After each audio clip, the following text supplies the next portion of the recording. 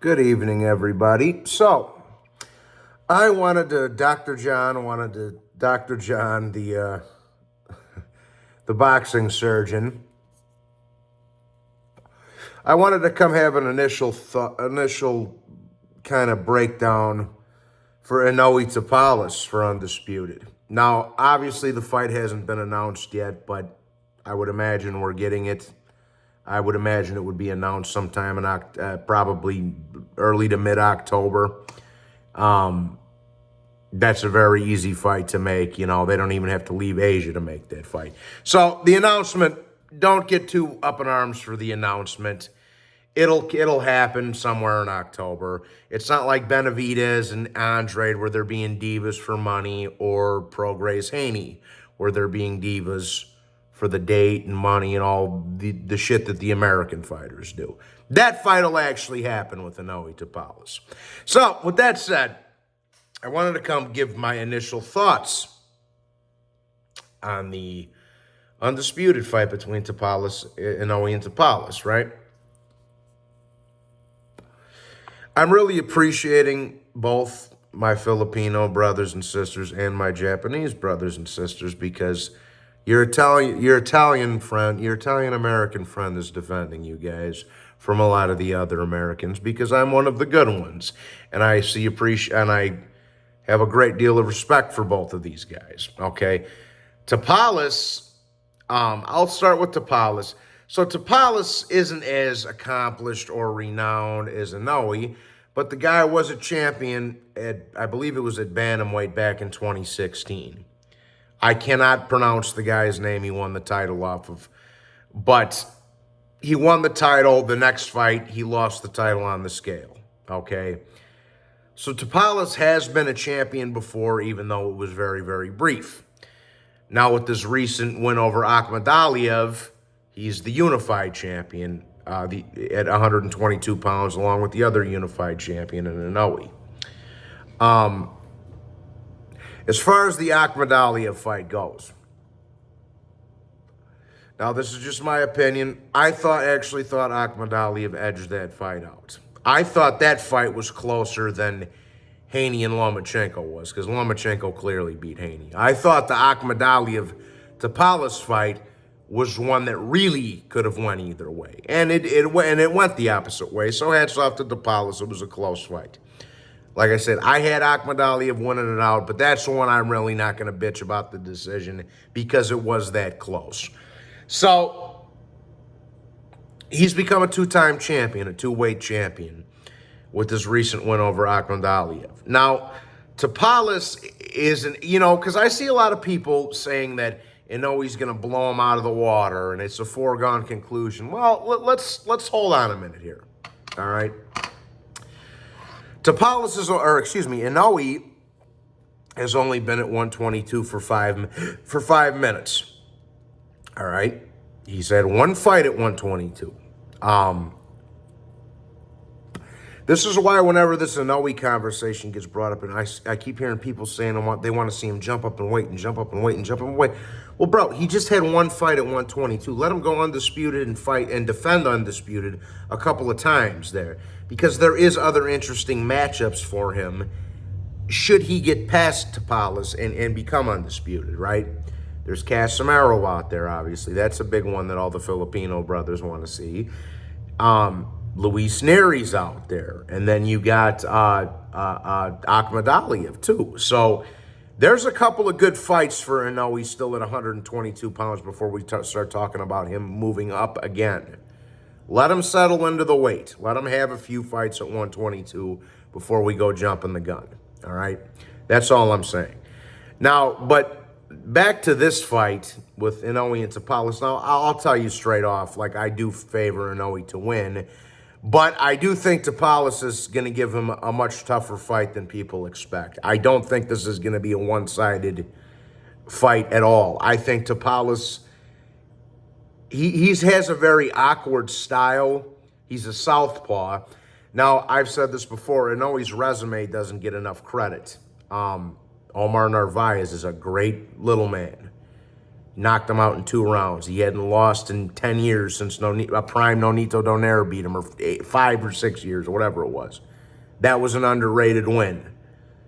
And Omar Narvaez, prior to losing to Nonito, had made 27 title defenses. So that was an underrated win for Inoue. Same thing with Manny Rodriguez, which in my opinion is probably the best bantamweight in the division now that Inoue's moved up. That was an underrated win. And he knocked him out in, what was it, 2 or 3 rounds? Now he's got 2 wins over Nonito and the win over Fulton. And Inoue's got an underrated resume. He doesn't get enough credit for his resume. All right. Taples has an awkward style, bro. It's the reason I brought up Inoue's resume is because it's the first time since Narvaez where Inoue's had to face an elite level southpaw. Nonito's orthodox. Fulton's orthodox. Manny Rodriguez is orthodox. So all his other great wins, aside of Narvaez, have been orthodox fighters. That's the first thing. The second thing is Taples has underrated power. His record does not reflect how hard Taples hits. Taples can fucking crack, man. And if you don't believe me, go back and watch some of Taples' early fights. Because that dude can crack. And I like Taples, man. He just seems like a humble little Filipino fella to me. So God bless him too. Just may the best man win. I love both of them. Let's just, may the best man win. But, Taples is awkward. He's a southpaw. He's got serious punching power. And he's got good punching power, more so than his record reflects. Okay? Prior to that Akhmadaliev fight Taples had, he was on a 3-fight knockout streak. Okay? Now, Taples does have a couple of losses. 2 of them were early in his career. His most recent loss was to, I can't pronounce his first name, the Japanese fighter, Iwasa. They had a fight. Iwasa got him out of there in the 11th. But since then, Taples has knocked out 3 dudes in a row and then had a tough fight with Akhmadaliev where he became the new unified champ. So he's on a bit of a roll, and he's became a 2-weight champion. So good on Taples.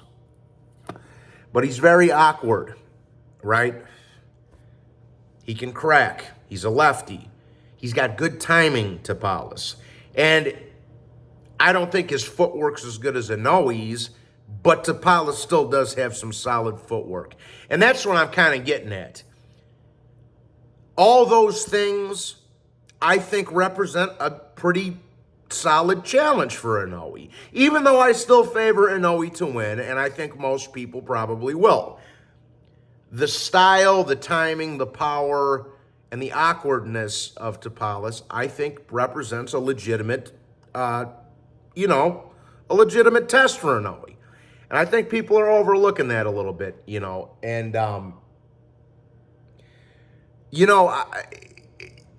so that's what I'm saying about Inoue jumping up again. Let him have 3 or 4 fights at 122 before we start throwing him up there in weight yet. Now, again... But I think it's going to be, I actually think this fight is going to be a very good fight. And I think it's going to be a lot better than people are expecting. Okay? The couple of things that Inoue does have over Taples. Now, I said Taples hits hard. And his record doesn't reflect how hard he actually hits, because he does crack. I still think Inoue's the harder puncher. Okay? Inoue has a much better jab than Taples. And Inoue is a lot more accomplished than Taples. He's won a lot more titles and beat a lot more names. He's got a thicker resume than Taples. So those areas, Inoue outshines Taples. And I mean, that's not a debate. That's just reality, right? But just as far as the stylistic matchup goes, yeah, I think Taples can make things interesting. I really do. And like I say, I'm not going to keep repeating myself, but I still favor Inoue to beat him. I do. But I do think it's a better fight than people are expecting. And I hope for Inoue, he's not looking past Taples after, to what comes afterwards. Because Taples is a legitimate challenge for him. He's unified champion for a reason. Like I said, even though I felt that Akhmadaliev just barely won that fight, it was very close. And I didn't have a problem with Taples getting the decision either. but it was very close. And it's funny because the night Tapales dethroned Akhmadaliev, I was telling everybody, my friends on YouTube and my boxing friends and whatnot on YouTube, I told them, I said, go watch this Akhmadaliev Tapales fight. This is going to be the best fight of the night. And they were all busy jerking off to Shakur Stevenson fighting a jabroni, which I thought, I'm like, dude, what are you guys doing? This is for the unified championship. These are two tough guys, Akhmadaliev and Tapales, when that fight was going on. But they all wanted to watch Shakur fight a bum. And I told them, no, dude, watch this fight. But nobody listens. Nobody listens to John.